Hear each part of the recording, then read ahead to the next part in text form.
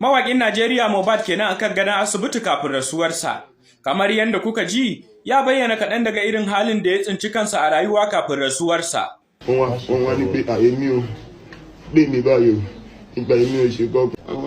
Yana mai cewa amincewa da yarda da ya da su ne ya sanya suka yi masa haka, inda ya bayyana cewa akwai wani lokaci suna tare da Naira Marley da kuma sauran 'yan uwansu mawaƙa ya bashi ruwa a cikin wata roba wanda ya sha wannan ruwan. Tun daga lokacin da ya sha wannan ruwan kuma ya ji shi a cikin wani yanayi wanda daga baya kuma babu wanda aka ba ruwan a wajen, shi kaɗai ne wanda aka ba wajen da suna da yawa, kuma aka ce ya tafi gida saboda ya fara jin wani yana mai nana ta cewar ba zai musu ƙarya ba, yana rantsuwa kamar yadda kuke ji cewa amincewar da ya da su ne ya sanya suka yi masa haka. Mawaƙi Mohbad kenan wanda ya rasu a cikin makon da muke ban kwana da shi, wanda aka yi zargin kashe shi akai, wanda yana cikin jerin fitattun mawaƙa a Najeriya, musamman ma masu tashi a daidai wannan zamanin, inda aka yi zargin cewar mawaƙi Naira Marley tare da yaransa su ne suka yi sanadiyar mutuwarsa. Amma fa wannan zargi ne da ake ci gaba da yi musamman a kafafen sada zumunta, wanda kafafen ake ci gaba da hangan kilif-kilif na bidiyo, inda ake hangan yaran Naira Marley suna kai masa warta tare da nuna masa tsangwama da kuma kyara. Sai dai har kawo wannan lokaci babu wata sanarwa da ta fita officially kan cewar ga dalilin sanadiyar mutuwarsa. Baya ga wancan zarge-zarge da ake yi, wasu kuma a gefe guda suna tunanin bugun zuciya ne, wato ciwon zuciya ya kashe mawaƙi Mohbad. Mutuwar mawaƙi Mohbad dai na ɗaya daga cikin abubuwan da suka matuƙar jan hankalin al'umma tare da taɓa zukatansu a cikin wannan makon da muke ba. To jama'a, mun sa babban crime officer Najeriya gabaki da ya zauna ya yi press conference da baban mu ba yanzu akan ga, saboda a tabbatar da hukunci da zai akan gaggawa na wurin mutuwar mu ba. Yanzu aka Malian groups da wannan kungiyar Samilari duka an declare su wanted, duk da suke su kai kansu near police station a kama su a kulle, ya so a tattambaye su maganganun bakin su.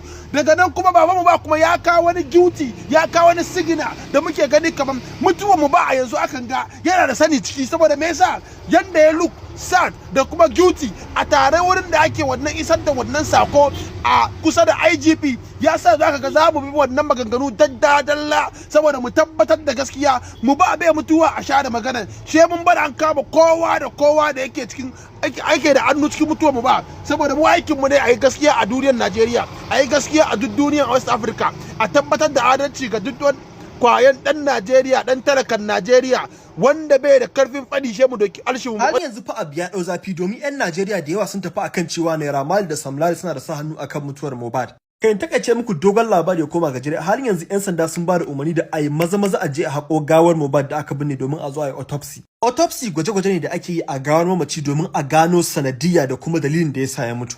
To har yanzu kusan magana ta kasu kashi biyu. Shi mahaifin Mohbad ya fito ya ce ɗansa lokacin shi ne ya rasu. Kuma mutane suna ganin da cewa kamar an tsorata shi ne ko an bashi kuɗi ko yana da sa hannu ne yake zo ya faɗi gaskiya. Don bidiyon shi yana yawo a intanet yana complain da cewa shi Mohbad bai mutu ya bar kadaras a hannun shi ba.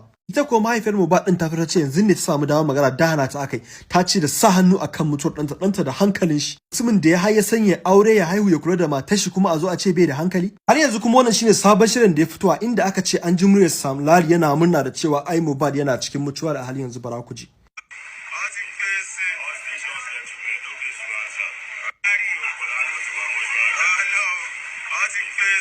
Idan ba ku manta ba, an ce shi Mohbad din asibiti aka kira shi aka ce zai karba allurarsa. Daga zuwa asibiti aka masa allurar kuma daga nan da ya kwanta bai tashi ba. To hakan ya sa mutane suka tana da cewa ai an hada baki da asibitin ne an yi masa allura ya mutu.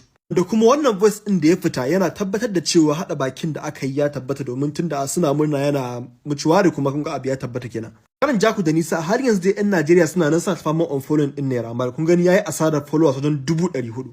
Yanzu dai a cikin daren da aka ce a je a haƙo gawar tasa. Allah subhanahu wataala ya raba mu da mummunan labari, Allah samu dace. Wanda ya mutu ya bar mata guda ɗaya da kuma ɗa guda ɗaya, tuni dai aka kai shi tare da binne shi a yankin su da ke jihar Lagos. Bari ku ji kaɗan daga cikin waƙoƙin Mohbad da ya yi kafin rasuwarsa, musamman ma waɗanda suka yi shuhura kuma suka yi tashi.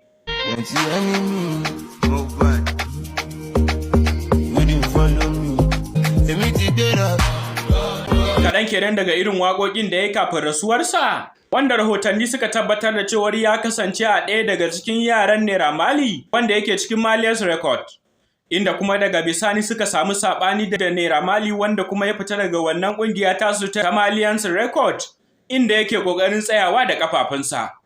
Kazalika wannan batun ma na ɗaya daga cikin batun da ake ganin ya haddasa rashin jituwa tsakaninsa da Naira Marley. Sai dai wannan faifan bidiyon da kuke kallo babu tabbacin na wannan lokacin ne da yake kwance a gadon asibiti. Amma da yana ɗaya daga cikin bidiyon da ake ci gaba da yaɗawa kuma ake sauraron abin da yake furtawa.